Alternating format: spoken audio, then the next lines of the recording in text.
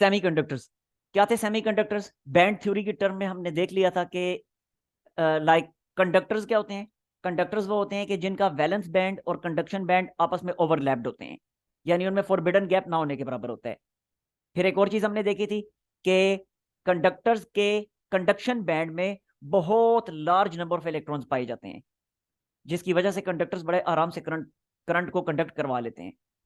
Insulator के case में हमने क्या देखा था कि उनके कंडक्शन बैंड और वैलेंस बैंड के दरमियान बहुत लार्ज गैप होता है, फॉरबिडन गैप या एनर्जी गैप बहुत लार्ज होता है, जिसकी वजह से इलेक्ट्रॉन्स को काफी एनर्जी चाहिए होगी वैलेंस बैंड से जम करके कंडक्शन बैंड में जाने के लिए। यही वजह है कि इंसुलेटर का कंडक्शन बैंड ऑलमोस्ट एम्प्टी होता है, देयरफॉर कोई करंट फ्लो नहीं करता इंसुलेटर के केस में। जबकि सेमीकंडक्टर्स के केस में हमने क्या देखा था? सेमीकंडक्टर्स के केस में हमने ये देखा था कि इनके कंडक्शन बैंड और इनके वैलेंस बैंड के दरमियान, this is conduction band and this is valence band, तो कंडक्शन बैंड और वैलेंस बैंड के दरमियान जो गैप होता है, वैलेंस बैंड, कंडक्शन बैंड और वैलेंस बैंड के दरमियान जो गैप होता है वो बहुत स्मॉल गैप होता है, बहुत स्मॉल एनर्जी गैप होता है, स्मॉल एनर्जी गैप। ठीक हो गया? फॉरबिडन गैप, एनर्जी गैप एक ही बात है। स्मॉल एनर्जी गैप डिनोट इसको किससे किया जाता है? एनर्जी गैप को ईजी से, ईजी एनर्जी गैप। तो एक सेमीकंडक्टर्स के केस में ये एनर्जी गैप बहुत स्मॉल होता है, जिसकी वजह से रूम टेम्परेचर पे कंडक्शन बैंड में भी काफी काफी तादाद में इलेक्ट्रॉन्स पाए जाते हैं। ठीक हो गया? तो कंडक्शन बैंड जो है वो रूम टेम्परेचर पे पार्शियली फिल्ड होता है। Conduction band is partially field, partially filled at room temperature, at room temperature। तो इसलिए रूम टेम्परेचर पे ये करंट को कंडक्ट करवाते हैं, लेकिन इतना ज्यादा कंडक्ट नहीं करवाते जितना मेटल्स कंडक्ट करवाती हैं। ठीक हो गया? अब अगर टेम्परेचर हम इनका कम करवाना शुरू कर दें, तो जैसे जैसे टेम्परेचर कम करता जाएगा होगा क्या?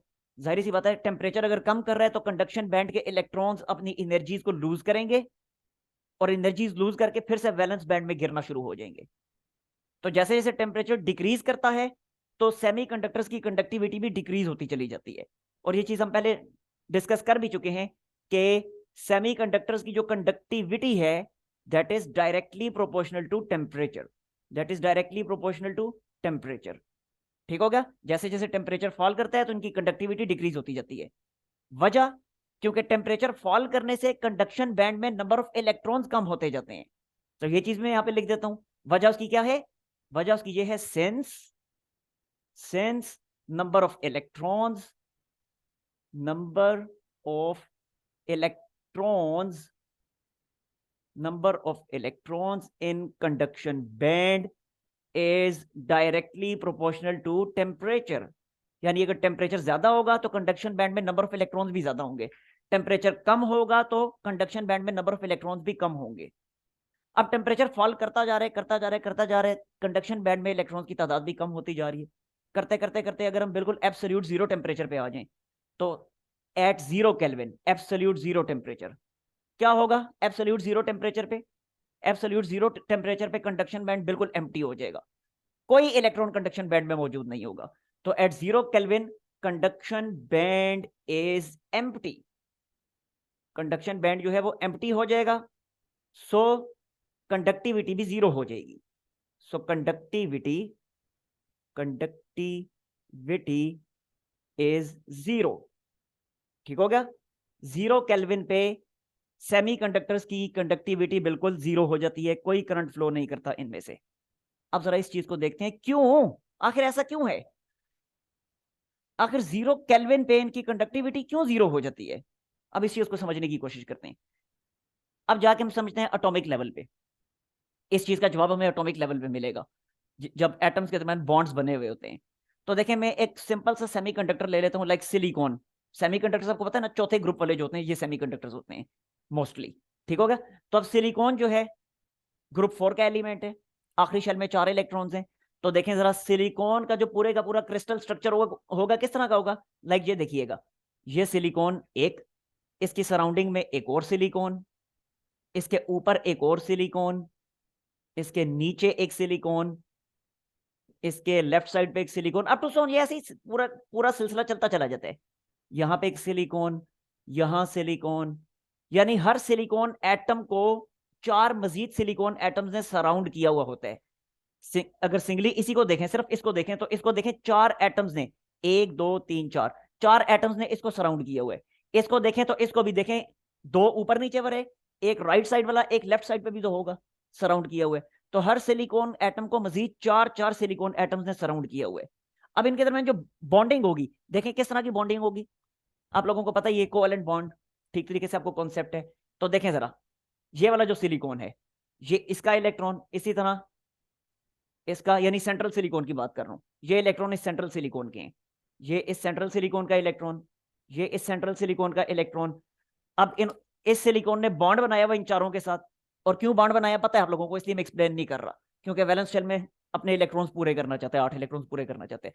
अच्छा आप जरा देखें, अब ये रेड कलर में जो है ये इस ऊपर वाले सिलिकॉन का इलेक्ट्रॉन है, इसी तरह ये रेड कलर में जो है ये इस वाले सिलिकॉन का इलेक्ट्रॉन है, इसी तरह ये रेड कलर में जो है ये इस लेफ्ट वाले सिलिकॉन का इलेक्ट्रॉन है, और इसी तरह ये रेड में जो है ये इस नीचे वाले सिलिकॉन का इलेक्ट्रॉन है।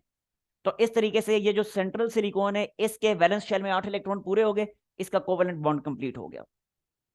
अब 0 केल्विन जब टेम्परेचर होता है, तो 0 केल्विन टेम्परेचर में सारे के सारे इलेक्ट्रॉन्स बॉन्ड्स में इंगेज्ड हैं। 0 केल्विन पे सारे के सारे इलेक्ट्रॉन्स अपने अपने कोवेलेंट बॉन्ड्स में इंगेज्ड हैं, लिहाजा कोई इलेक्ट्रॉन भी जंप करके कंडक्शन बैंड की तरफ नहीं जा रहा, सारे के सारे इलेक्ट्रॉन्स वैलेंस बैंड में पाए जा रहे हैं। दैट्स वाई 0 केल्विन पे, क्योंकि कंडक्शन बैंड एम्प्टी है, इसलिए कोई करंट 0 केल्विन पे फ्लो नहीं करेगा। आई समझ बात की? ये चीज मैं यहां पे लिख देता हूं कि at 0 kelvin, at 0 kelvin all electrons are engaged in covalent bonds,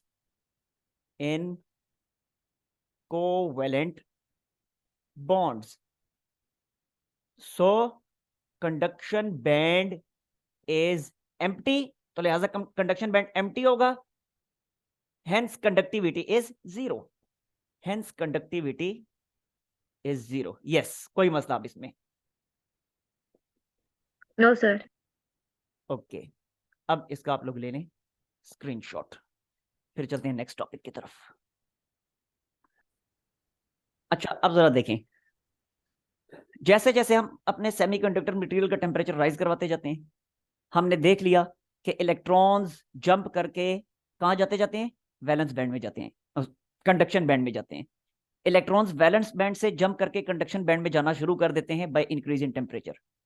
जैसे जैसे टेम्परेचर बढ़ाते जा रहे हैं, कंडक्शन बैंड में इलेक्ट्रॉन्स की तादाद बढ़ती जा रही है, जिसके नतीजे में कंडक्टिविटी भी बढ़ती चली जा रही है। ठीक हो गया, ये चीजें तो हम डिस्कस कर चुके। अब जरा फर्दर एनालिसिस करते हैं कि जब इलेक्ट्रॉन्स वैलेंस बैंड से जंप करके कंडक्शन बैंड में जाते हैं, तो आखिर वैलेंस और कंडक्शन बैंड में होगा क्या। देखिएगा जरा इस चीज को, कि जब इलेक्ट्रॉन जंप करके चला गया, अगेन मैं क्रिस्टल स्ट्रक्चर फिर से बना देता हूं, लेकिन अब जस्ट एक ही इलेक्ट्रॉन एटम और उसके सराउंडिंग एटम्स दिखाता हूं। देखें जरा, silicon silicon silicon and silicon, again ये एक बॉन्ड कंप्लीट हुआ, ये दूसरा बॉन्ड कंप्लीट हुआ, लाइक ऐसे, ये तीसरा बॉन्ड, और ये चौथा बॉन्ड। अच्छा जी, अब जरा देखें, अब टेम्परेचर इंक्रीज करवाना शुरू कर दिया। 0 केल्विन पे तो सारे इलेक्ट्रॉन्स इंगेज्ड थे अपने अपने बॉन्ड्स में, लेकिन जैसे ही टेम्परेचर इंक्रीज करवाना शुरू करेंगे तो अब होगा क्या, अब होगा ये कि इस इलेक्ट्रॉन ने एनर्जी गेन की, और ये इलेक्ट्रॉन जंप करके बॉन्ड तोड़ के बाहर आ गया, ये इलेक्ट्रॉन बाहर आ गया अपने बॉन्ड को ब्रेक करके। अच्छा, ये इलेक्ट्रॉन तो बॉन्ड ब्रेक करके बाहर आ गया, पीछे क्या प्रोड्यूस हो गया, पीछे प्रोड्यूस हो गई एक अदद इलेक्ट्रॉन की वैकेंसी, और ये जो इलेक्ट्रॉन की वैकेंसी प्रोड्यूस हुई, इस वैकेंसी को क्या नाम दिया जाएगा, इस वैकेंसी को नाम दिया जाएगा hole. This is hole, this is hole. आगे समझ बात की? अच्छा अब जरा देखें, इलेक्ट्रॉन जो निकल गया, जो इलेक्ट्रॉन निकल गया वो तो चला जाएगा कंडक्शन बैंड में, ठीक हो गया। इलेक्ट्रॉन जो at high temperature, at high temperature electrons break their bonds and jump to conduction band। Electron तो चला गया कंडक्शन बैंड में, पीछे क्या प्रोड्यूस हो गया, पीछे एक होल प्रोड्यूस हो गया, but it leaves a hole, but electrons है ना, तो बट दे लीव, ये मिस्टेक्स में कर जाता हूं, ये खुद ही करेक्ट कर लिया करें, but they leave holes in, ये तो आप लोग बताएं ना, ये मैं किधर लिखने लगा हूं, ये आप लोग बताएं, यही तो मैंने पूछना था आपसे। हाँ जी, इलेक्ट्रॉन तो चला गया जंप करके कंडक्शन बैंड में, अब होल किधर प्रोड्यूस हुआ, कौन से बैंड में होल्स प्रोड्यूस होते हैं जी, बता दें, होल्स कहां पे प्रोड्यूस होते हैं, कौन से बैंड में। खुदाया, वैलेंस बैंड में, जवाब दिया करें ना। तो but they leave holes in valence band, holes valence band में प्रोड्यूस होते हैं। वजह उसकी क्या है, देखें इलेक्ट्रॉन ये जो था, ये जो बॉन्डिंग में इन्वॉल्व्ड था, ये इलेक्ट्रॉन कहां पे पाया जा रहा था, वैलेंस शेल में पाया जा रहा था। तो जब वैलेंस शेल में पाया जा रहा था तो इसका मतलब है वैलेंस बैंड में पाया जा रहा था। अब ये वैलेंस बैंड से जंप करके जब ऊपर गया तो वैकेंसी प्रोड्यूस वैलेंस बैंड में हुई ना, तो जब वैलेंस बैंड में वैकेंसी प्रोड्यूस हुई तो हम कहते हैं कि होल जो है वो वैलेंस बैंड में रिजाइड करता है। Electron, free electron conduction band में और होल वैलेंस बैंड में, ठीक हो गया। अब ये बात याद रखनी है, फ्री इलेक्ट्रॉन कंडक्शन बैंड में और होल वैलेंस बैंड में, ठीक हो गया जी, ये बात तो होगी। अब जरा देखें, अब अगर मैं रूम टेम्परेचर की बात करूं, टेम्परेचर मैंने इंक्रीज करवाना शुरू किया, करते करते करते रूम टेम्परेचर आ गया।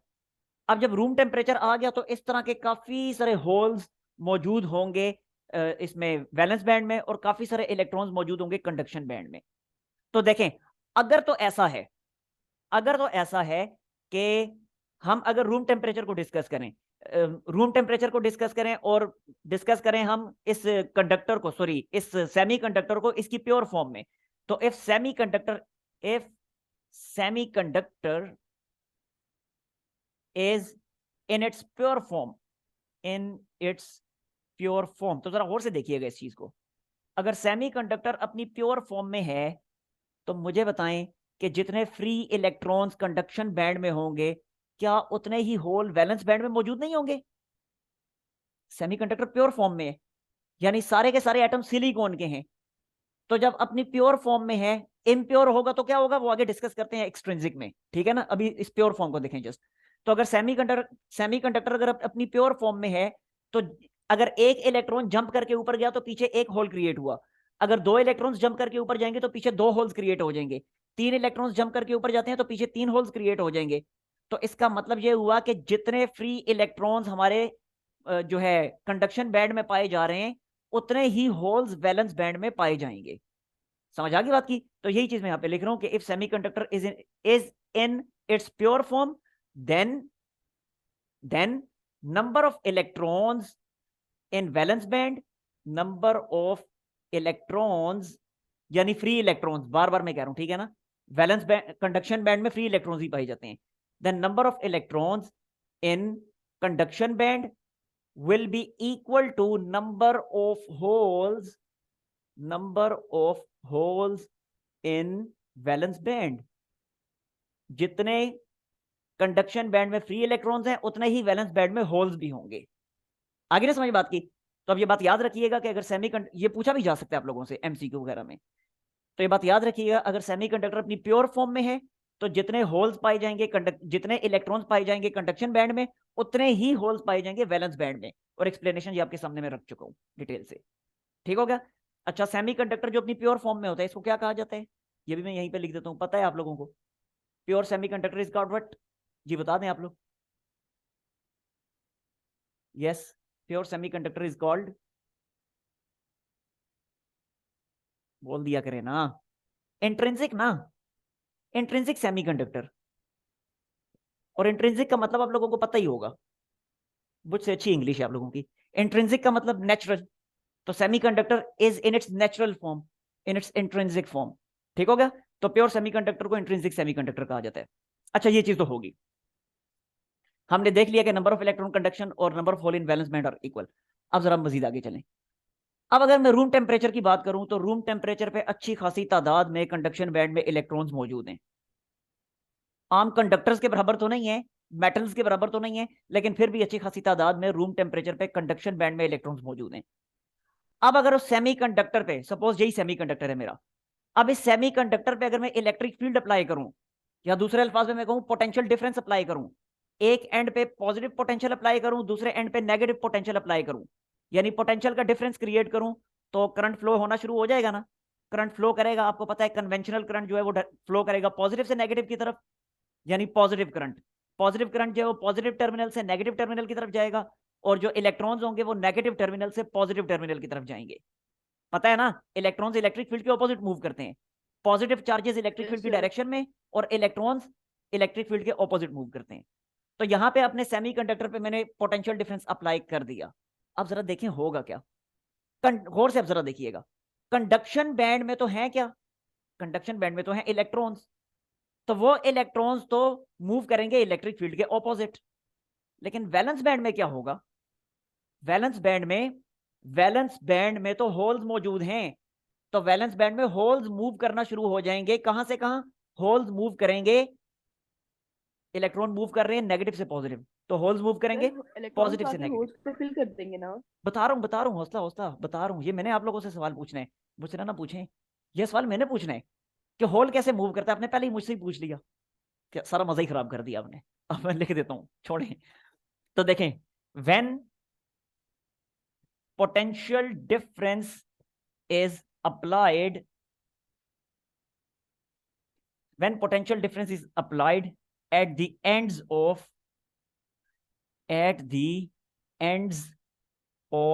semiconductor कंडक्टर, पता नहीं क्या स्पेलिंग मैंने लिख दिया, देख लीजिएगा। कंडक्टर, क्या लिख रहा हूं, कंडक्टर, यस।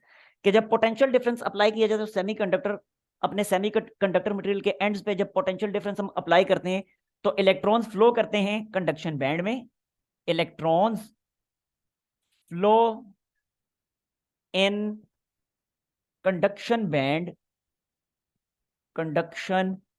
कहां से कहां, from low potential to high potential, from low potential to high potential. Electrons move करते हैं कंडक्शन बैंड में लो पोटेंशियल से हाई पोटेंशियल की तरफ, और ये कंडक्शन बैंड का जो करंट है इलेक्ट्रॉन्स के फ्लो की वजह से जो होता है, इसको कहा जाता है इलेक्ट्रॉन करंट। ठीक हो गया? This current in conduction band, गौर से देखें इस लफ्ज को, कंडक्शन बैंड लिखा हुआ है मैंने, अभी आप लोगों ने कंफ्यूज होना इसलिए मैंने मोटा मोटा करके लिख दी conduction band. This current in conduction band, is called electron current. जबकि दूसरी तरफ क्या होगा, होल्स जो हैं वो फ्लो करेंगे, while holes flow from positive to negative potential, from positive यानी हाई लो लिख देता हूं, from high to low potential. और होल्स के फ्लो की वजह से जो करंट है इसको कहा जाता है होल करंट। ठीक हो गया? And hole flow from high to low potential in valence band, in valence band. तो ये वैलेंस बैंड में जो होल्स के फ्लो की वजह से जो करंट होगा ये कहलाएगा hole current. This current in valence band, this current in valence band is called hole current. इस करंट को होल करंट कहा जाएगा। चलें इसका लें स्क्रीनशॉट और अब मैं आपसे सवाल पूछता हूं, और अगर कोई सवाल है तो सवाल पूछें। अब सवाल ये पैदा होता है कि हाउ डज होल मूव।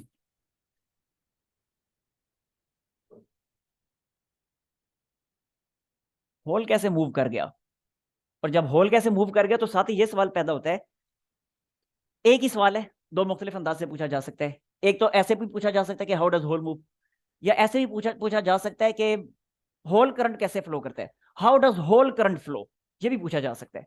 और how does hole current flow. अच्छा ये डू डज वगैरह खुद ही देख लिया करें, मैं मिस्टेक कर जाता हूं, मुझे पता है, मैं कभी दावा नहीं किया कि मेरी इंग्लिश बहुत अच्छी है।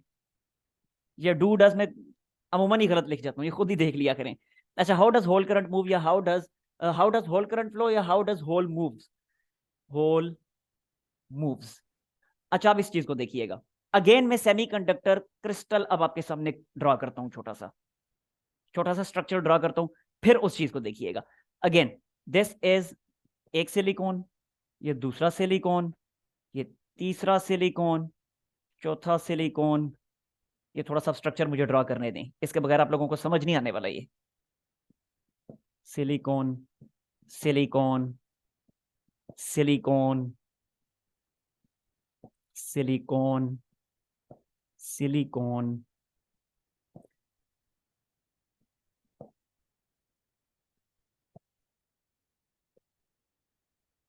ओके। अच्छा अब ये बॉन्ड्स,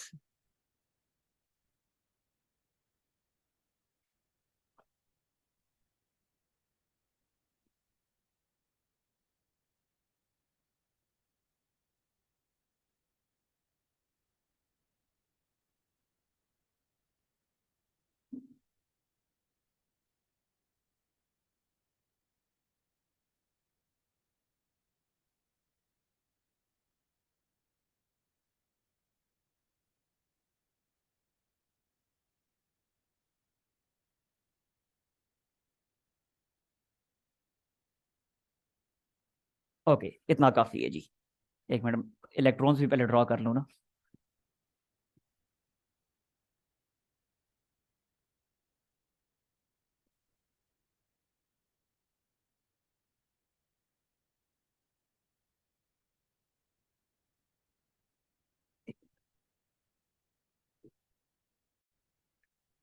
देखें एक तरफ पॉजिटिव प्लेट रख दी, एक तरफ नेगेटिव प्लेट रख दी। अब सपोज करें किसी तरीके से यहाँ पे होल क्रिएट हो गया, एनर्जी, टेम्परेचर इंक्रीज कर रहे हैं, टेम्परेचर इंक्रीज करते करते इस वाले इलेक्ट्रॉन ने इतनी एनर्जी गेन कर ली कि ये इलेक्ट्रॉन यहाँ से बाहर निकल गया, वो जा रहे ये इलेक्ट्रॉन, ले जी इस डायरेक्शन में ये इलेक्ट्रॉन मूव कर गया। अब जब इलेक्ट्रॉन उधर चला गया तो पीछे क्या क्रिएट हो गया, होल, ठीक हो गया। और होल किस बैंड में क्रिएट हुआ, बार बार कह रहा हूं होल क्रिएट हुआ वैलेंस बैंड में, इस चीज को बार बार याद रखिएगा, होल क्रिएट होता है वैलेंस बैंड में, ठीक है ना।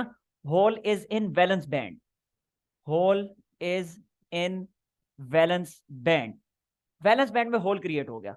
अब जैसे ही होल क्रिएट हुआ, यहां पे तो इलेक्ट्रिक फील्ड अप्लाई हुई है, ये पॉजिटिव प्लेट क्या कर रही है, ये पॉजिटिव प्लेट इलेक्ट्रॉन्स को अपनी तरफ अट्रैक्ट कर रही है। तो जब इलेक्ट्रॉन्स को अपनी तरफ अट्रैक्ट कर रही है तो देखें ये इलेक्ट्रॉन्स जो अभी आपको बॉन्डिंग में जितने भी इलेक्ट्रॉन्स इन्वॉल्व दिखाई दे रहे हैं, ये सारे इलेक्ट्रॉन्स लाई कर रहे हैं अभी वैलेंस बैंड में, ठीक है ना। ये भी लिख देता हूं, ऑल बॉन्डिंग इलेक्ट्रॉन्स, और all bonding electrons, bonding electrons और इन वैलेंस बैंड, और इन वैलेंस बैंड। जो फ्री इलेक्ट्रॉन्स हैं वो कंडक्शन बैंड में होते हैं, बॉन्डिंग इलेक्ट्रॉन्स वैलेंस बैंड में होते हैं।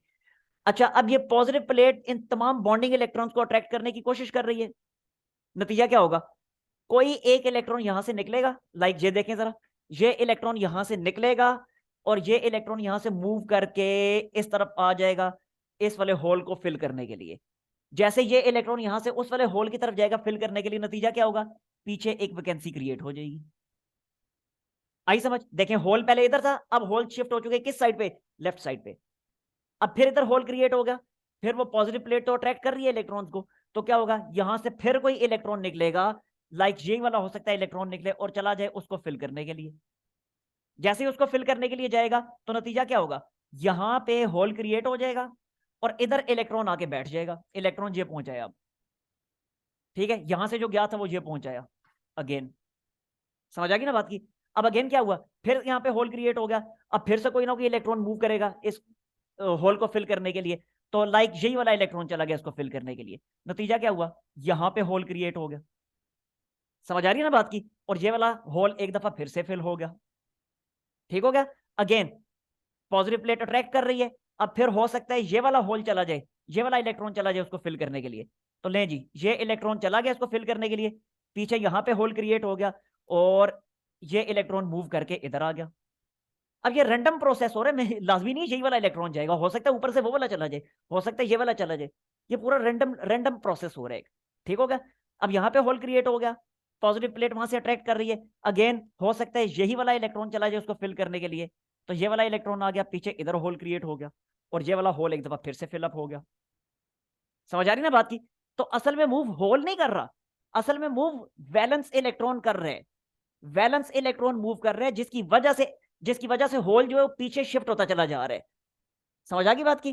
तो होल एक्चुअली मूव नहीं करता, होल इफेक्टिवली मूव करता है।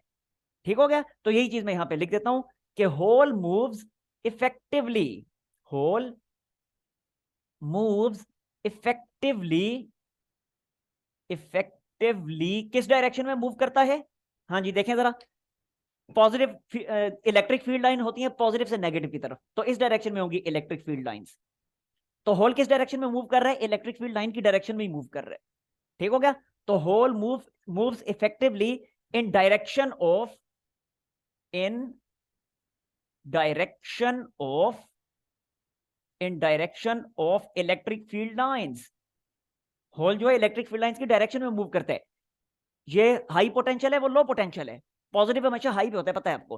ठीक हो गया। From high to low potential, from high to low potential, from high to low potential. समझ आ गई ना बात की। असल में मूव कौन कर रहे हैं, असल में मूव वैलेंस इलेक्ट्रॉन कर रहे हैं। तो hole moves effectively due to motion of valence electron, due to motion of valence electron, motion of electron in valence band. ठीक हो गया। तो due to motion of valence electrons, valence electrons की motion की वजह से होल इफेक्टिवली मूव कर रहा है। लें जी, अब कोई सवाल, मीटिंग भी एंड होने वाली है।